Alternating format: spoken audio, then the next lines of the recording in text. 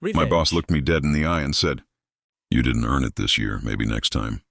That same year, my team made the company over $1.6 million, got a patent, and were nominated by the U.S. Air Force for an award. Next time? No, there wouldn't be a next time, because by the time he realized what he'd lost, I was already gone, making 3 times his salary at a competitor. If you've ever been overlooked, underpaid, or told to wait your turn, hit that like button and subscribe, because this is one of those rare stories where karma doesn't wait. I started my career as an engineer at a defense contractor, young, hungry, and eager to prove myself. The work was tough, the projects were complex, and the environment was pure corporate hierarchy. You could practically hear the chain of command in the air.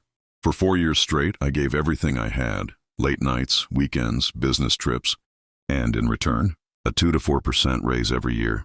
Enough to keep me quiet, not enough to get ahead. Still, I kept believing the lie every ambitious employee tells themselves: work hard and they'll notice. Spoiler alert, they didn't. After years of waiting, I finally got my shot. They gave me a project engineer position, a stepping stone to management, or so they said. I managed a small but brilliant team. 4 engineers, a designer, and 2 admin staff.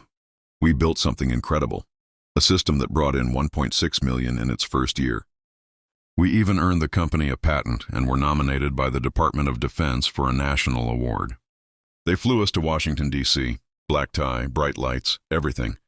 It was the kind of recognition most engineers only dream of. I should have felt proud, but inside, I was exhausted. 100 days that year on the road, away from my family, testing systems in deserts, factories, and Air Force bases.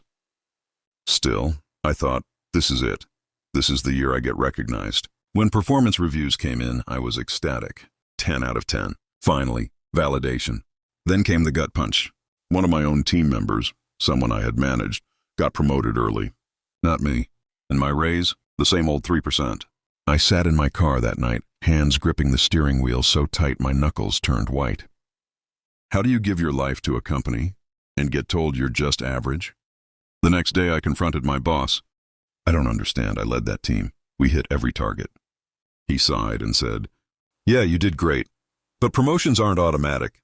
Maybe next year. Just keep proving yourself." That was it. No apology, no explanation. Just corporate indifference served cold. That was the day something inside me snapped. I didn't explode. I didn't rage. I simply stopped caring. I clocked in, did my work, clocked out.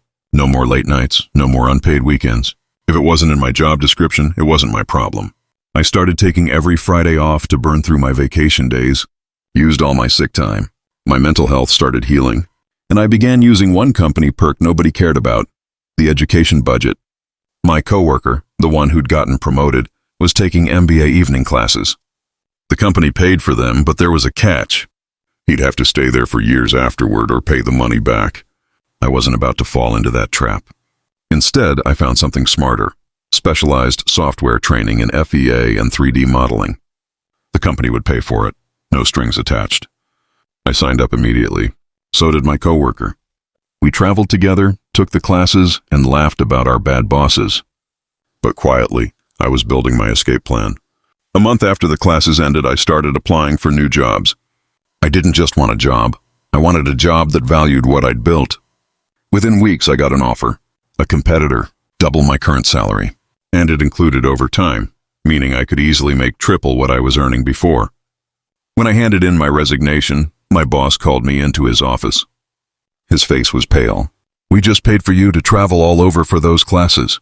You're going to leave right after?" I smiled. "You told me to keep proving myself. I did, just not here." "Don't you feel guilty?" he barked. "What about loyalty?" "How much are they paying you?" When I told him, he just stared. "That's more than I make."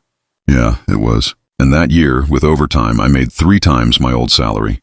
Every long night, every ignored effort, all of it finally paid off. A year later, that same company reached out again. They were struggling to find someone who could handle the kind of projects I used to run. They asked if I'd consider coming back as a consultant. I quoted them my new hourly rate, the one that made my old salary look like lunch money. They didn't even try to negotiate. They paid it. There's no revenge quite as satisfying as getting paid more. to do less, by the same people who once undervalued you. Sometimes revenge doesn't need fireworks. It just needs quiet confidence, the kind that walks away, builds something better, and lets karma do the rest. If this story hit home, smash that like button and tell us in the comments, what's the most satisfying career revenge you've ever seen? And if you believe success is the best revenge, subscribe for more stories just like this one.